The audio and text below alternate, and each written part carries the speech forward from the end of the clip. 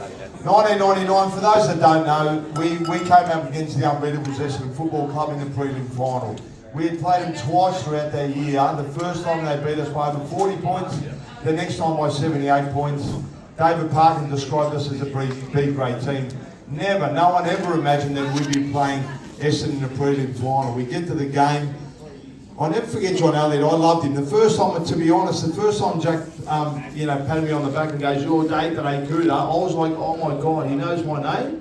If he had said, "Mate, run through that brick wall," I would have done it for him, and that's how much I adored him. But prelim final, he came up to me and goes, "Cuta," he goes, "I've got a funny feeling about today." And those words there made me think about the Carlton history. I don't know why, at the times when they shouldn't have won and they did win finals. And so in my head, I'm like, maybe we could possibly beat Essendon, who knows? And so we went out there, half-time, we had a convincing lead against Essendon. I'm thinking we might be in another grand final here.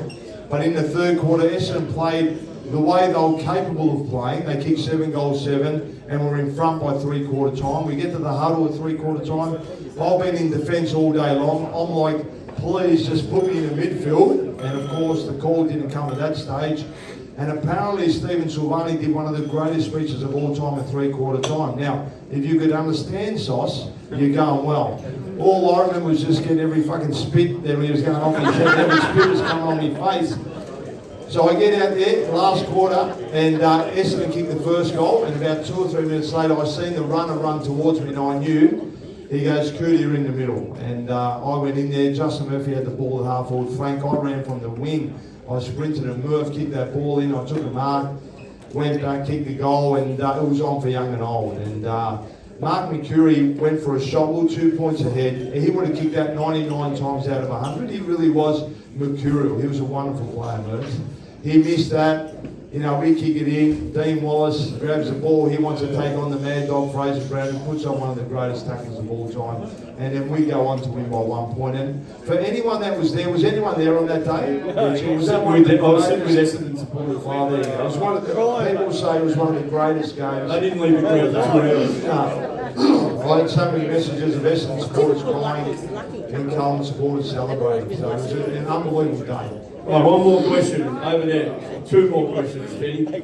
Yes. So you had fantastic immigrant parents. Did they understand the gravity of what you were doing on the footy field each week? No, I don't know. It's a good question. I mean, I think I gave them a lot of joy, and so did my other brothers, don't get me wrong, but ever since I was a young kid, I accomplished quite a bit, whether it was footy or athletics, and then I'm not sure if they ever expected me to be an AFL player, but they were the most incredible parents and encouraging for me. And I always say I never would have gone on to play AFL footy if it wasn't for their support, in honesty.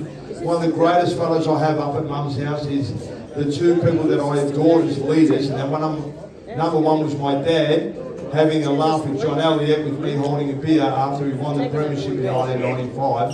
I don't think they ever expected to have a son who would go on to win a premiership. So as much as it was my greatest day of my life, I dare say it was probably their greatest day of their life as well. They were thrilled to be part of the Carlton Football Club when they were, to grow up here with no family. They came here on their own. My father had to flee Egypt and he came here on his own while his dad and brother and sister went to South Africa and 2 other brothers went to Greece. And my mum lost both her parents and came to Australia to see her brother.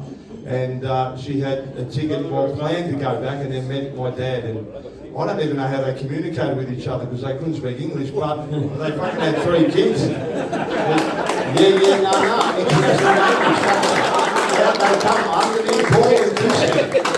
Last question down the front.